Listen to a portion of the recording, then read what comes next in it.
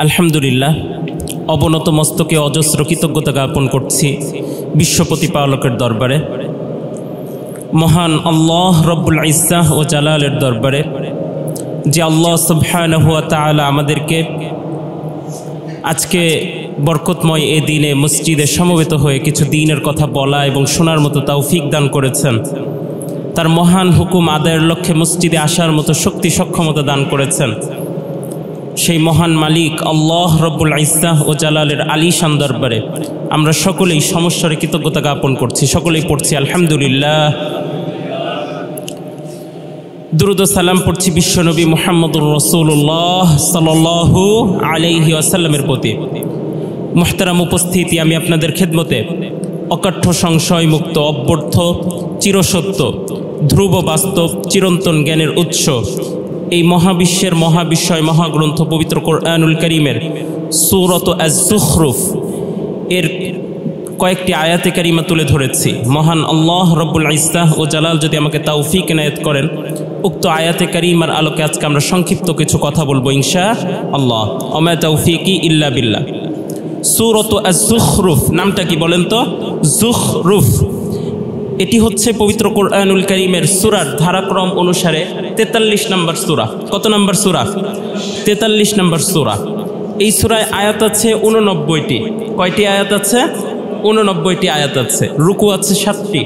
কয়টি রুকু আছে? 7টি রুকু আছে। এই সূরাটা আল্লাহর হাবিব সাল্লাল্লাহু আলাইহি ওয়াসাল্লাম যখন মক্কাতুল মুকাররমায় অবস্থান করছিলেন সে সময় অবতীর্ণ হয়েছে। পড়েন সুবহানাল্লাহ। যুখরুফ শব্দের অর্থ হচ্ছে স্বর্ণের সাজসজ্জা। কিসের সাজসজ্জা? স্বর্ণের সাজসজ্জা। এই সূরার 35 নম্বর আয়াতে কারিমায় আল্লাহ তাআলা স্বর্ণ সম্পর্কিত কিছু কথা উল্লেখ করেছেন। স্বর্ণ, রৌপ্য, দুনিয়ার যে কিমতি বস্তুগুলো আছে এই সম্পর্কিত কিছু কথা আল্লাহ তাআলা উল্লেখ করেছেন। ফলশ্রুতিতে এই সূরাটাকে আয-যুখরুফ স্বর্ণের সাজসজ্জা নামে নামকরণ করা হয়েছে। পড়েন সুবহানাল্লাহ। وزخرفا وإن كل ذلك لما متاع الحياة الدنيا والآخرة عند ربك للمتقين। আল্লাহ তাআলা বলছেন অযুখরুফা স্বর্ণ মুদ্রা, স্বর্ণের সাজসজ্জা। وإن كل ذلك لما متاع الحياة الدنيا এসবগুলো হচ্ছে দুনিয়ার জীবনের শুধুমাত্র উপভোগ্য বস্তু। والآخرة عند ربك للمتقين আর রবের কাছে, আল্লাহ তাআলার কাছে কিয়ামত দিবসে উত্তম প্রতিদান রয়েছে কেবলমাত্র মুত্তাকিদের জন্য। পড়েন সুবহানাল্লাহ। যারা ক্ষুধাভীতি অর্জন করে, যারা হৃদয়ে ক্ষুধাভীতি লালন করে, ব্যক্তিগুলোর জন্য আল্লাহ তাআলা কিয়ামতটাকে সুসজ্জিত করে রাখবেন। সুবহানাল্লাহ বিহামদি। এরপরে আসেন সূরাত আয-যুখরুফ। এই সূরার যে শানে নুজুল, আপনারা জানেন যে প্রত্যেকটা সূরার নাজিলের একটা প্রেক্ষাপট ছিল। কোনো একটা ঘটনাকে কেন্দ্র করে, কোনো একটা বিষয়বস্তুকে সামনে রেখে এই সূরাটাকে আল্লাহ তাআলা অবতীর্ণ করতেন, প্রত্যেকটা সূরাকে। এই সূরার যে শানে নুজুল এটা পরিপূর্ণরূপে জানা সম্ভব হয় না। ইতিহাসগুলো ঘাটলে সূরার শানে নুজুল এক্স্যাক্টলি জানা সম্ভব হয় না, যথাযথভাবে জানা সম্ভব হয় না। তবে এই সূরার প্রেক্ষাপট বা বিষয়বস্তুগুলো লক্ষ্য করলে বোঝা যায় যে এমন এক সময় এই সূরা প্রিয় নবী মুহাম্মদুর রাসূলুল্লাহ সাল্লাল্লাহু আলাইহি ওয়াসাল্লামের প্রতি অবতীর্ণ হয়েছে, যখন আল্লাহ রাসূল সাল্লাল্লাহু আলাইহি ওয়াসাল্লামকে মক্কার কাফেররা দুনিয়া থেকে চিরতরে বিদায় করে দেওয়ার চক্রান্ত রচনা করছিল, ষড়যন্ত্র বুনছিল। ঠিক সে সময় আল্লাহ তাআলা এই সূরাটাকে বিশ্বনবী মুহাম্মদুর রাসূলুল্লাহ সাল্লাল্লাহু আলাইহি ওয়াসাল্লামের প্রতি অবতীর্ণ করেছেন। সুবহানাল্লাহি বিহামদি। এই সূরার পরতে পরতে আল্লাহ তাআলা মুমিনদের জীবনের পাথেয়গুলোকে উল্লেখ করেছেন। এই সূরার পরতে পরতে কিয়ামতের বিষয়গুলোকে আল্লাহ তাআলা উল্লেখ করেছেন। তো আজকে আমি আপনাদের খেদমতে যে আয়াতে কারিমা তেলাওয়াত করেছি এই সূরা থেকে, আয়াতে কারিমাগুলো হচ্ছে 67 থেকে নিয়ে 66 থেকে নিয়ে 69 নম্বর আয়াতে কারিমা পর্যন্ত। এই 3 আয়াতে কারিমায় আল্লাহ তাআলা কথা বলছেন কিয়ামত বিষয়ে। তেলাওয়াতকৃত আয়াতে কারিমার আলোচ্য বিষয় হচ্ছে কিয়ামত। কি বিষয়ে কথা বলছেন আল্লাহ তাআলা বলেন তো? কিয়ামতের বিষয়ে আল্লাহ তাআলা কথা বলছেন। মুহতারাম উপস্থিতি, কিয়ামতের বিষয়টা হচ্ছে এমন, সূরাত আন-নাহল 77 নম্বর আয়াতে কারিমা আল্লাহ তাআলা বলছেন ওমা আমরুস সাআতি ইল্লা কালামহিল বাসরি আও হুয়া আকরাব। কিয়ামতের বিষয়টা হচ্ছে চোখের যে পলক পড়ে এই পলকের মতো অথবা এর চাইতেও নিকটবর্তী। সুবহানাল্লাহ বিহামদি। কিয়ামত সংগঠিত হওয়ার বিষয়টা হচ্ছে এই যে আমরা চোখের পলক ফেলছি, ওমা আমরুস সাআতি ইল্লা কালামহিল বসর, চোখের যে দৃষ্টির কর্ণপাত হচ্ছে, চোখের পাতা উঠানামা করছে, এর চাইতেও নিকটবর্তী কিয়ামত। সুবহানাল্লাহ বিহামদি। কিয়ামতটা খুব আকস্মিকভাবেই চলে আসবে, অগোচরেই চলে আসবে, যে কোনো সময় কিয়ামত এসে উপস্থিত হয়ে যেতে পারে। আল্লাহ তাআলা তিলাওয়াতকৃত আয়াতে কারিমায় বলছেন, হাল ইয়ানজুরুনা ইল্লা আস-সাআতা আন তা'তিয়াহুম বাগতাতান ওয়া হুম লা ইয়াশউরুন। মহামহিম মালিক জানায়া দিচ্ছেন, হাল ইয়ানজুরুনা, তারা কি অপেক্ষা করছে, ইল্লা আস-সাআ, কেবল কিয়ামতের ব্যাপারে, আন তা'তিয়াহুম, কিয়ামত তাদের নিকটে এসে উপস্থিত হবে, বাগতা, আকস্মিকভাবে, ওয়া হুম লা ইয়াশউরুন, এমনভাবে কিয়ামত উপস্থিত হবে যে তারা বুঝতেও পারবে না। সুবহানাল্লাহ বিহামদি। কিয়ামত এমনভাবে উপস্থিত হবে যে কোনো মানুষ এটাকে বুঝতেও পারবে না, হঠাৎই চলে আসবে কিয়ামত। আল্লাহু আকবার। কিন্তু আল্লাহর নবী বিশ্বনবী মুহাম্মদুর রাসূলুল্লাহ সাল্লাল্লাহু আলাইহি ওয়াসাল্লাম কিয়ামতের কিছু আলামতের কথা হাদিসে পাকের মাঝে উল্লেখ করেছেন। ইতিপূর্বেও আমরা কিয়ামত নিয়ে এক পাঠ আলোচনা করেছিলাম। আজকে দ্বিতীয় পাঠে আমরা কিয়ামতের যেই ভয়াবহ দিকগুলো রয়েছে, যে আলামতগুলো রয়েছে, এগুলো নিয়ে আজকে কিছু কথা বলবো আমরা ইনশাআল্লাহ। ওমা তাওফীকি ইল্লা বিল্লাহ। কিয়ামতের পূর্বে একটা বড় যে বিষয় সংগঠিত হবে, হাদিসটা এসেছে সহিহ মুসলিমের 6981 নম্বর বর্ণনায়। 6981 নম্বর বর্ণনায় হযরত উসামা রাদিয়াল্লাহু তাআলা আনহু বর্ণনা করছেন যে আন্নান নবী সাল্লাল্লাহু আলাইহি ওয়াসাল্লাম আশরাফা আলা উতুমিন মিন আতামিল মদিনা। আল্লাহ রাসূল বিশ্বনবী মুহাম্মদুর রাসূলুল্লাহ সাল্লাল্লাহু আলাইহি ওয়াসাল্লাম একবার শহরের উচ্চ যে সুউচ্চ প্রাসাদগুলো রয়েছে, ভবনগুলো রয়েছে, এগুলোর উপরে আল্লাহ রাসূল সাল্লাল্লাহু আলাইহি ওয়াসাল্লাম একবার আরোহণ করলেন। আরোহণ করার পরে আল্লাহ রাসূল সাল্লাল্লাহু আলাইহি ওয়াসাল্লাম চারিদিকে দৃষ্টিপাত করলেন। আপনি যখন উঁচু ভবনে উঠবেন, উঁচু ভবন থেকে আশপাশের সব দৃশ্যগুলোকে দেখা যাবে না? কথা বলেন, দেখা যাবে কিনা? দেখা যাবে। আল্লাহ রাসূল সাল্লাল্লাহু আলাইহি ওয়াসাল্লাম উঁচু ভবনে উঠে চারিপাশে দৃষ্টিপাত করলেন। এরপরে সাহাবীদেরকে লক্ষ্য করে বলছেন, হাল তারাউনা মা আরা, এই তোমরা কি সেই জিনিস দেখতে পাচ্ছ যা আমি মুহাম্মদুর রাসূলুল্লাহ সাল্লাল্লাহু আলাইহি ওয়াসাল্লাম দেখতে পাচ্ছি? সাহাবায়ে কেরাম উত্তর করলেন, না। কারণ আল্লাহ রাসূল সাল্লাল্লাহু আলাইহি ওয়াসাল্লামের যে অন্তর্দৃষ্টি ছিল, এটা তো আর সকলের ছিল না। এরপরে আল্লাহ রাসূল সাল্লাল্লাহু আলাইহি ওয়াসাল্লাম বলছেন, ইন্নী, নিশ্চয় আমি, লা আরা মাওয়াকিআ খিলালা বুয়ুতিকুম কামাওয়াকিল কতর, আমি তোমাদের ঘর বাড়িগুলোতে বৃষ্টি যেভাবে কোনো একটা আবদ্ধ জায়গায় পড়লে পুরো জায়গাটা ভরে যায়, আপনি একটা পাত্র উন্মুক্ত ময়দানে রেখে দিবেন, উন্মুক্ত স্থানে রেখে দিবেন, সেখানে যখন বৃষ্টি হবে পুরো পাত্রটা পরিপূর্ণ হয়ে যাবে না? আল্লাহ রাসূল বলছেন যে আমি তোমাদের ঘর বাড়িগুলোতে কিভাবে ফিতনার পর ফিতনা, বিপর্যয়ের পর বিপর্যয় প্রবেশ করছে, কিভাবে বিপর্যয়ের মধ্য দিয়ে তোমাদের ঘর বাড়িগুলো পরিপূর্ণ হচ্ছে, এটা আমি সচক্ষে অবলোকন করছি। আজকে দেখেন আল্লাহ রাসূল সাল্লাল্লাহু আলাইহি ওয়াসাল্লাম প্রায় 1500 বছর আগে বলে যাওয়া হাদিস আজকে আপনি লক্ষ্য করেন। একের পর এক বিপর্যয় মুমিনদের পিছুই যেন ছাড়ছে না, বিপর্যয়ের পর বিপর্যয়। এই যে করোনা মহামারী থেকে আমরা বের হয়ে আসলাম, এরপরে একের পর এক বিপর্যয় শুরু হয়েছে। এই বছর শীত, এমন শীত পড়েছে, হাদিসে পাকের মাঝে এসেছে কিয়ামতের পূর্ব মুহূর্তে শীতের তীব্রতা প্রচণ্ডভাবে বৃদ্ধি পাবে। এবছর যে পরিমাণ শীত পড়েছে, আমরা যারা কম বেশি আছি আমরা লক্ষ্য করেছি যে এরকম শীত ইতিপূর্বে কখনো পড়েনি। এরপরে দেখেন গরমের কি অবস্থা, এটা তো মানে কোনো বলার উপেক্ষায় রাখে না। কোনোভাবেই বৃষ্টি হচ্ছে না, কি এক অবস্থা, অনাবৃষ্টি দেখা দিয়েছে। এরপরে দেখেন আমরা রাজশাহীর মানুষ, আমের দাম এবার এত বেশি যে রাজশাহীর মানুষই আম কিনে খেতে পারছে না। আমের দাম কিন্তু এবার অত্যন্ত বেশি, সব কিছুকে ভেঙে দিয়েছে।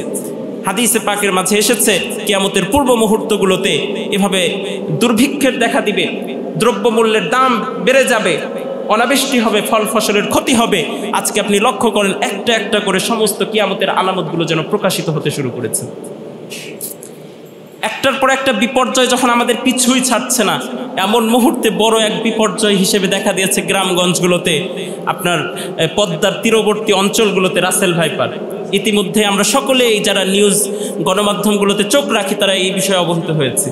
এই সাপের উপদ্রব দিন দিন যেভাবে বৃদ্ধি পাচ্ছে, মানুষ ভীত সন্ত্রস্ত হয়ে পড়েছে।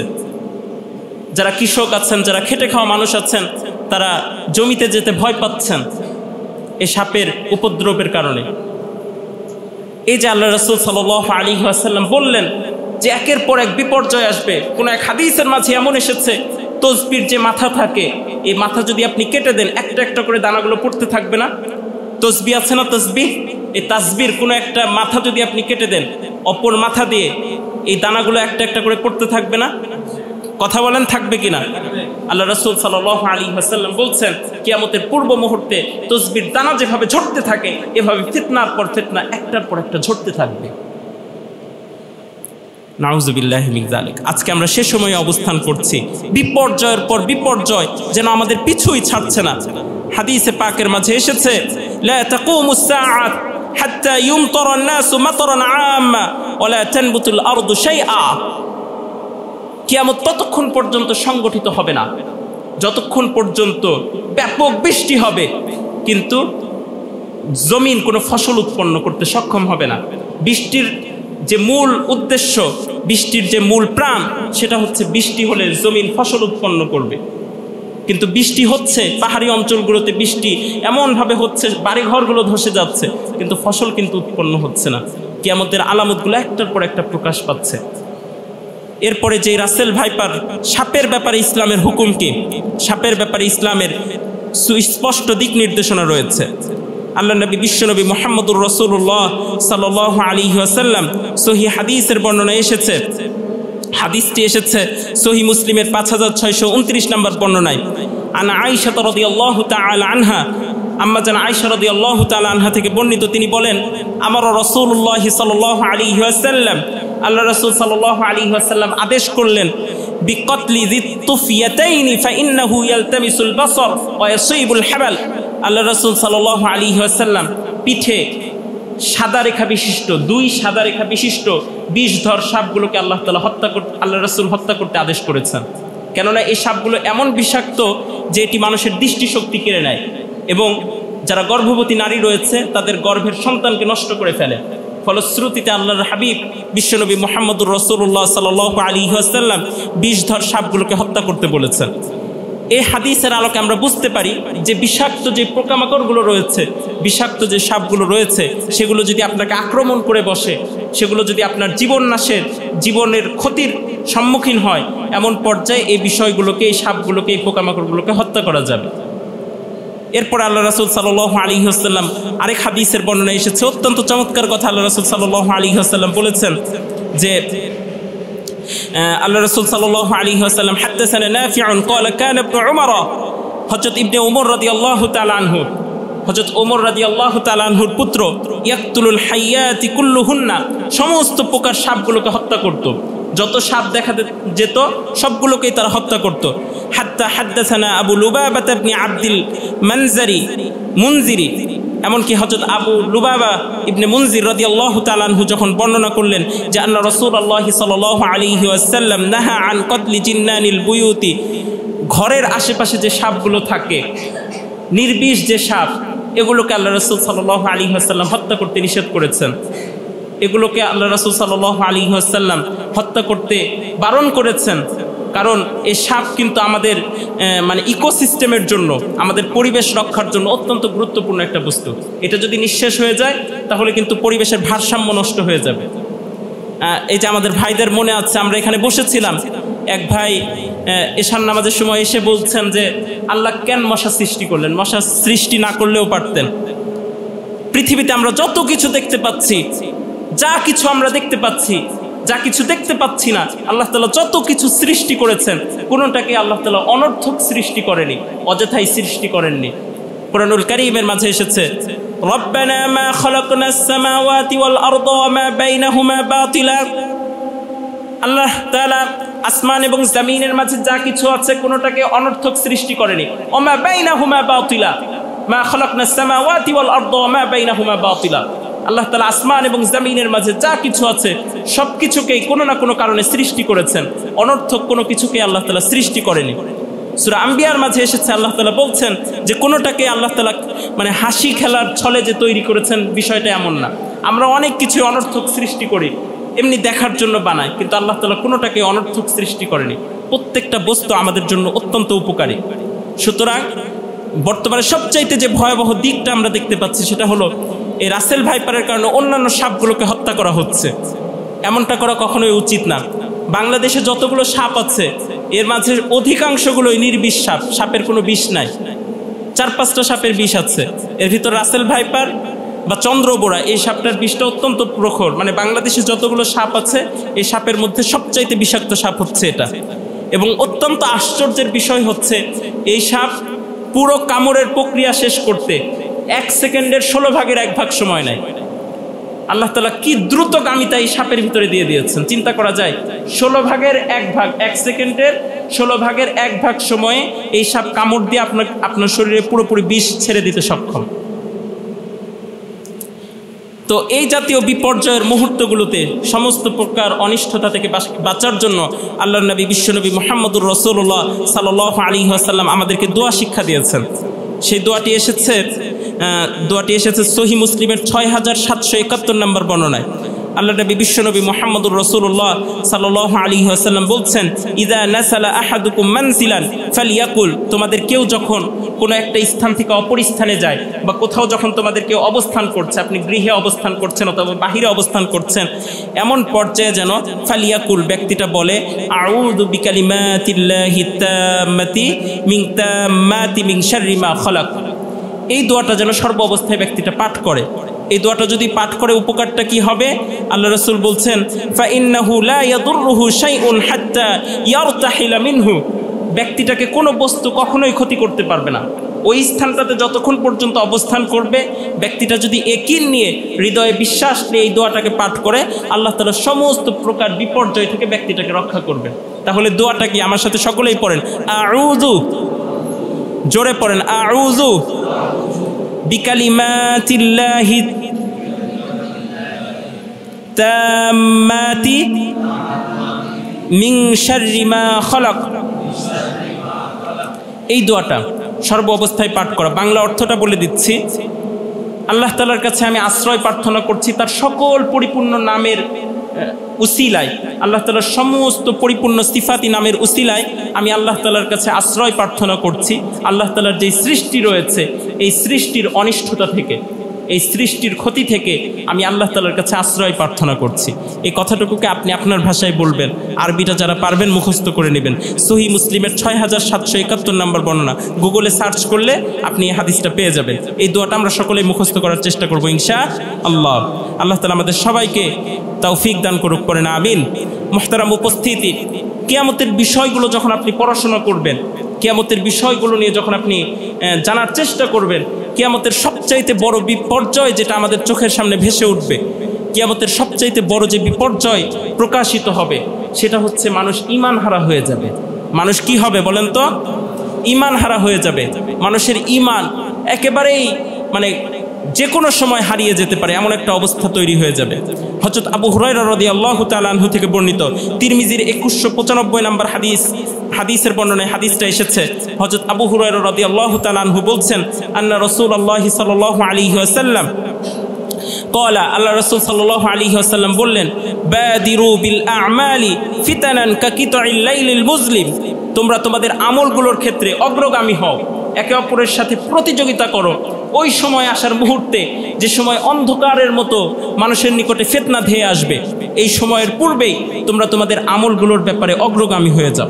এরপরে আল্লাহ রাসূল সাল্লাল্লাহু আলাইহি ওয়াসাল্লাম বলছেন যে সে সময়ের সবচাইতে বড় যে বিপর্যয় প্রকাশিত হবে কিয়ামতের পূর্ব মুহূর্তে, ইউসবিহুর রাজুলু মুমিনান ওয়া ইউমসি কাফিরান, আল্লাহর হাবিব বলছেন যে ব্যক্তি সকালে মুমিন থাকবে, সন্ধ্যায় কাফের হয়ে যাবে। নাউযুবিল্লাহি বিল্লাহ। সকালবেলা ঈমান নিয়ে ঘর থেকে বের হয়েছে, সন্ধ্যা হতে হতে ব্যক্তির ঈমানকে ব্যক্তি নষ্ট করে ফেলবে, ব্যক্তির ঈমান তার মাঝ থেকে হারিয়ে যাবে। নাউযুবিল্লাহ। এরপর আল্লাহ রাসূল বলছেন, ওয়ায়ুমসি মুমিনান ওয়া ইউসবিহু কাফিরান, ওই সময়ের পূর্বে তোমরা তোমাদের আমলগুলোকে ঠিক করে নাও। যখন ব্যক্তি সন্ধ্যায় মুমিন থাকবে, সকাল হতে হতে কাফের হয়ে যাবে। অর্থাৎ কিয়ামতের পূর্ব মুহূর্তে সবচাইতে যে বড় বিপর্যয় প্রকাশিত হবে সেটা হচ্ছে মানুষ ঈমান হারা হয়ে যাবে, পাইকারি দরে মানুষের ঈমান হারিয়ে যেতে থাকবে। আজকে আপনি লক্ষ্য করেন, বেঈমান আর ঈমানদার চিনাটা হচ্ছে আজকের দিনে সবচাইতে বড় চ্যালেঞ্জ। কে ইমানদার আর কে ইমান ছাড়া, এটা চিনা হচ্ছে আজকে সবচাইতে বড় চ্যালেঞ্জ। এবং আজকের দিনে ইমানের উপর অটল অবিচল থাকা, ইমানটাকে ধারণ করে রাখা, এটা হচ্ছে সবচাইতে বড় পরীক্ষার নাম। এই কারণে এই কিয়ামতের পূর্ব মুহূর্তে ইমানের উপর অটল অবিচল থাকার জন্য সর্বাবস্থায় আল্লাহ তাআলার কাছে দোয়া করা, আল্লাহ তাআলার কাছে প্রার্থনা করা যেন আমরা ইমানের উপর অটল অবিচল থাকতে পারি। সহিহ হাদিসের বর্ণনা এসেছে, আল্লাহ নবী বিশ্বনবী মুহাম্মদুর রাসূলুল্লাহ সাল্লাল্লাহু আলাইহি ওয়াসাল্লাম বলছেন, আন আনাস ইবনে মালিক রাদিয়াল্লাহু তাআলা আনহু قال রাসূলুল্লাহ সাল্লাল্লাহু আলাইহি ওয়াসাল্লাম ইয়াতি আলান নাসি জামানুস সাবিরু ফীহিম, অচিরেই এমন একটা সময় আসবে যে সময় দিনের উপর অটল অবিচল থাকা, ইমান হৃদয়ে ধারণ করে রাখা, এটা এতটাই কঠিন হবে যে কাল কাবিতি আলাল জাম, হাতে জ্বলন্ত অঙ্গার রাখা, আগুনের জ্বলন্ত কয়লা রাখা যতটা সহজ হবে, তার চাইতেও বড় কঠিন হবে ইমানের উপর অটল অবিচল থাকা। আজকের দিনে সবচাইতে বড় চ্যালেঞ্জের নাম হচ্ছে ইমানের উপর অটল অবিচল থাকা। যত আঘাত সবগুলো ইমানদারদের উপরে আসে, যত আঘাত সবগুলো যারা হৃদয়ে ইমান ধারণ করে তাদের উপরে আসে। বেঈমানরা শির উঁচু করে বেঁচে আছে, মুমিন পরতে পরতে লাঞ্ছিত, অপমানিত, অপদস্থ হচ্ছে। এমন মুহূর্তে ইমানের উপর অটল অবিচল থাকা হচ্ছে সবচাইতে বড় চ্যালেঞ্জ। ইমানের উপর কিভাবে অটল অবিচল থাকবেন, বিশ্বনবী মুহাম্মদুর রাসূলুল্লাহ সাল্লাল্লাহু আলাইহি ওয়াসাল্লাম আমাদেরকে দোয়া শিক্ষা দিচ্ছেন। হাদিসটা এসেছে আল আদাবুল মুফরাদ, ইমাম বুখারী রাহিমাহুল্লাহর লিখিত একটি কিতাব। এই কিতাবের 721 নম্বর বর্ণনায় হাদিসটা এসেছে, সামি'তু মা'কাল ইবনে ইয়াসার ইয়াকুলু ইনতালাকতু মা আবি বকর সিদ্দিক রাদিয়াল্লাহু আনহু। বর্ণনাকারী বলছেন, আমি আল্লাহর নবীর বিশ্বস্ত সাহাবী হযরত আবু বকর সিদ্দিক রাদিয়াল্লাহু তাআলা আনহুর সাথে একসাথে আমরা আল্লাহ রাসূল সাল্লাল্লাহু আলাইহি ওয়াসাল্লামের কাছে গেলাম। আল্লাহ রাসূল সাল্লাল্লাহু আলাইহি ওয়াসাল্লাম বললেন, ফাকালা ইয়া আবা বকর, হে আমার প্রিয় সাহাবী আবু বকর, শোনো, লা শিরকু ফীকুম আখফা মিন দাবিবিন নাম। পিপিলিকার পথ চলা, পিঁপড়া যে পথে চলে, এটাকে কি কেউ কি লক্ষ্য করতে পারে? পিঁপড়া একাকী রাস্তায় হাঁটছে, অন্ধকার রাস্তায়, অন্ধকারের মাঝ দিয়ে পিঁপড়া একাকী চলছে, এটাকে কি আপনি লক্ষ্য করতে সক্ষম? কথা বলেন, সক্ষম? কোনো ব্যক্তি কিন্তু এটাকে দেখতে সক্ষম না। পিঁপড়া চলছে, ছোট্ট একটা পোকা, কে লক্ষ্য করবে? আল্লাহ রাসূল বলছেন, কি চমৎকার উপমা দিচ্ছেন দেখেন, লা শিরকু, নিশ্চয় শিরক, ফীকুম আখফা মিন দাবিবিন নাম, তোমাদের মাঝে শিরকের যে প্রচলন ঘটবে, তোমাদের মাঝে যে কোনো সময় শিরক যে চলে আসবে, এটা এতটাই গোপনে আসবে যে পিপিলিকা একাকী চলাটা যেভাবে গোপন মানুষের কাছে কেউ দেখতে পায় না। পিপিলিকা যদি এখান দিয়ে হেঁটে যায়, কে লক্ষ্য করবে? একা যদি থাকে। তো এই লক্ষ্য করাটা যতটা টাফ, এর চাইতেও বেশি টাফ বিষয় হচ্ছে, এর চাইতেও বেশি কঠিন বিষয় হচ্ছে যে শিরক যে কোনোভাবে মুসলমানদের মাঝে প্রবেশ করবে। এরপরে আবু বকর সিদ্দিক রাদিয়াল্লাহু তাআলা আনহু বললেন, ফাকালা হালিশ শিরকু ইল্লা মান জাআলা মা আল্লাহি ইলাহান আখার। আল্লাহ রাসূলকে বলছেন, রাসূল, শিরক তো এটাই যে আল্লাহ তাআলার সাথে কাউকে শরীক করা, তাই না? আল্লাহ রাসূল আবারও প্রতি উত্তর করছেন, ফাকালা নবী সাল্লাল্লাহু আলাইহি ওয়াসাল্লাম ওয়াল্লাযী নাফসি বিয়াদিহি, ওই সত্তার শপথ যার হাতে আমি মুহাম্মদুর রাসূলুল্লাহ সাল্লাল্লাহু আলাইহি ওয়াসাল্লামের প্রাণ। আল্লাহ রাসূল বলছেন, লা শিরকু আখফা মিন দাবিবিন নাম, তোমাদের মাঝে শিরকের প্রচলন ঘটাটা, হ্যাঁ, আল্লাহ তাআলার সাথে কাউকে শরীক করাটাই শিরক, তবে শিরক এত সূক্ষ্মভাবে, এত গোপনে তোমাদের মাঝে প্রবেশ করবে যে পিপিলিকার পদধ্বনি, পিপিলিকার চলার আওয়াজ যেভাবে কেউ শুনতে পায় না, ঠিক সেভাবেই শিরক তোমাদের মাঝে প্রবেশ করে ফেলবে। এমন অবস্থায় শিরক থেকে বাঁচার জন্য আল্লাহ রাসূল সাল্লাল্লাহু আলাইহি ওয়াসাল্লাম আমাদেরকে দোয়া শিক্ষা দিচ্ছেন। আল্লাহ রাসূল বলছেন, আলা আদুল্লুকা আলা শাইইন, আমি কি তোমাদেরকে এমন একটা বিষয় সম্পর্কে বলবো না? এমন একটা বিষয় সম্পর্কে কি আমি তোমাদেরকে অবহিত করবে না? ইযা কুলতাহু, যদি তোমরা তা বলো, যাহাবা আনকা কলিলুহু ওয়া কাসীরুহু, তাহলে তোমার মাঝে শিরকের যে ভয়াবহতা রয়েছে, এর অল্প এবং বেশি উভয়টাই তোমার মাঝ থেকে বিলুপ্ত হয়ে যাবে। পড়েন সুবহানাল্লাহ। আল্লাহ রাসূল কি বললেন দেখেন, শিরক তো অত্যন্ত গোপনভাবে, সূক্ষ্মভাবে তোমাদের মাঝে প্রবেশ করবে। এমন পরিস্থিতিতে আমি তোমাদেরকে একটা দোয়া শিক্ষা দিচ্ছি, এই দোয়াটা যদি তোমরা বলতে পারো, শিরক তোমাদের মাঝ থেকে কম হোক বেশি হোক একবারে বিদায় নিবে, একেবারে চলে যাবে। সেই দোয়াটা কি এবার সকলে আমার সাথে পড়েন। কলা, তিনি বললেন, কুল আল্লাহুম্মা, সকলেই পড়েন, আল্লাহুম্মা ইন্নী আউযু বিকা আন উশরিকা বিকা ওয়া আনা আ'লামু ওয়া আস্তাগফিরুকা লিমা লা আ'লামু এই দোয়াটা আল্লাহ রাসূল সাল্লাল্লাহু আলাইহি ওয়াসাল্লাম শিক্ষা দিলেন। এই দোয়াটা কোনো ব্যক্তি যদি প্রতিনিয়ত পাঠ করতে থাকে, আশা করা যায় যে আল্লাহ তাআলা ব্যক্তিটার মাঝে শিরকের প্রবণতাকে কখনো বিস্তার করবেন না। সুতরাং আসুন আমরা সকলেই এই দোয়াটা সর্ব অবস্থায় পাঠ করার চেষ্টা করব। আপনি গুগলে গিয়ে সার্চ করলে ওই দোয়াটা পাবেন। আল আদাবুল মুফরাদ 721 নম্বর বর্ণনায় এসেছে। আরবির দোয়াটা আপনারা সকলেই মুখস্থ করার চেষ্টা করবেন ইনশাআল্লাহ। এছাড়া কোরআনুল কারীমের মাঝে শিরক থেকে বাঁচার একটা চমৎকার দোয়া আল্লাহ তাআলা বলছেন, এই কিয়ামতের পূর্ব মুহূর্তে সবচাইতে বড় চ্যালেঞ্জ হচ্ছে ঈমানের উপর অটল অবিচল থাকা। এমন অবস্থায় এই আয়াতগুলো বেশি থেকে বেশি আপনি পাঠ করবেন। বলেন, ফাতিরাস সামাওয়াতি ওয়াল আরদ আনতা ওয়ালিয়্যি ফিদ দুনিয়া ওয়াল আখিরাহ তাওয়াফফানি মুসলিমান ওয়া আলহিকনি বিস-সালিহিন। এই দোয়াটা বেশি থেকে বেশি পাঠ করেন। কোরআনুল কারীমের আয়াত আল্লাহ তাআলা বলছেন, ফাতিরাস সামাওয়াতি ওয়াল আরদ, তিনি আল্লাহ তাআলা আসমান এবং জমিনের সৃষ্টিকর্তা। এরপর আপনাকে দোয়া শিখাচ্ছেন, আপনি বলবেন আনতা ওয়ালিয়্যি ফিদ দুনিয়া ওয়াল আখিরাহ, হে আল্লাহ আপনি আমার অভিভাবক হয়ে যান দুনিয়ার জীবনে এবং আখিরাতের জীবনে। তাওয়াফফানি মুসলিমা, আপনি আমাকে মুসলিম অবস্থায় বিশ্বাসী অবস্থায় মৃত্যু দান করেন। ওয়া আলহিকনি বিস-সালিহিন, এবং কিয়ামতের কঠিন মুসিবতের দিনে আপনি আমাকে বিশ্বাসী সৎ লোকদের সাথে অন্তর্ভুক্ত করে দেন। পড়েন সুবহানাল্লাহ। এই দোয়াটা আমরা সকলেই বেশি থেকে বেশি পড়ার চেষ্টা করবো ইনশাআল্লাহ। আল্লাহ তাআলা আমাদের সবাইকে তৌফিক এনায়েত করুন। সকলেই পড়েন আমিন। সময় একেবারেই সংক্ষিপ্ত, আর আমরা কথা বাড়াবো না। আমরা ছোট্ট আগামী রবিবার থেকে সম্ভবত এইচএসসি পরীক্ষা শুরু হচ্ছে। পরীক্ষার্থীদের সকলের আমরা উজ্জ্বল ভবিষ্যৎ কামনা করছি।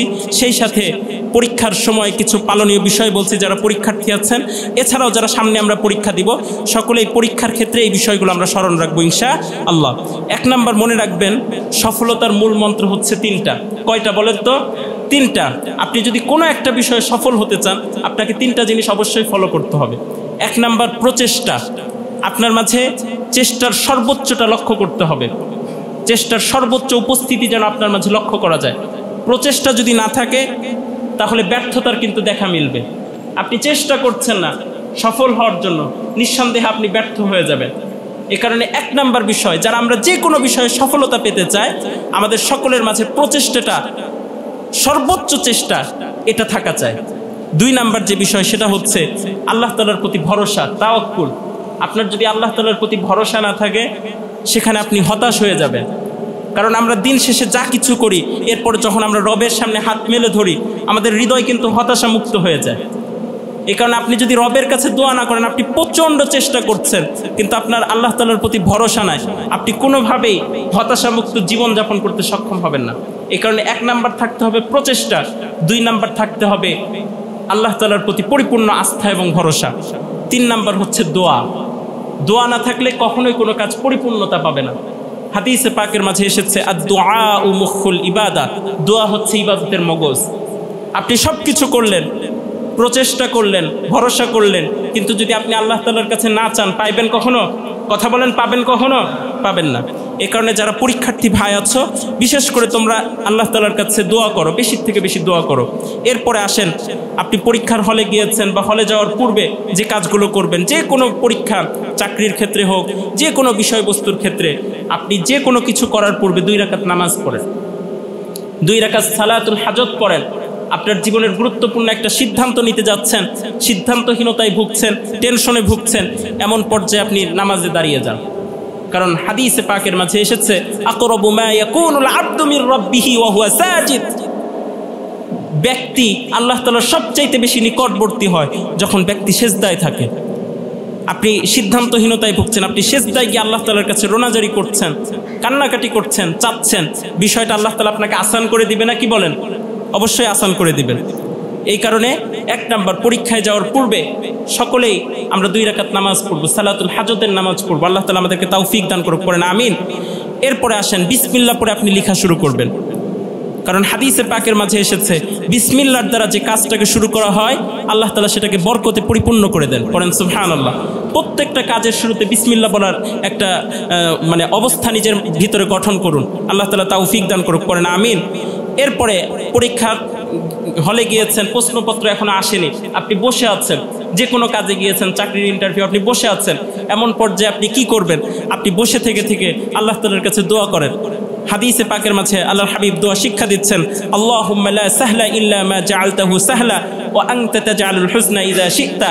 আল্লাহ রাসূল দোয়া শিক্ষা দিচ্ছেন যে আল্লাহ তাআলার কাছে এভাবে চান যে আল্লাহ আপনি এই বিষয়কে সহজ করে দেন, আপনি ছাড়া এই বিষয়কে সহজকারী কেউ নাই, আপনি চাইলে এই বিষয়টা সহজ হয়ে যাবে, এবং আপনি যদি চান কঠিন বিষয় একেবারে সহজ হয়ে যেতে পারে, চিন্তাযুক্ত কাজও চিন্তামুক্ত কাজে পরিণত হতে পারে।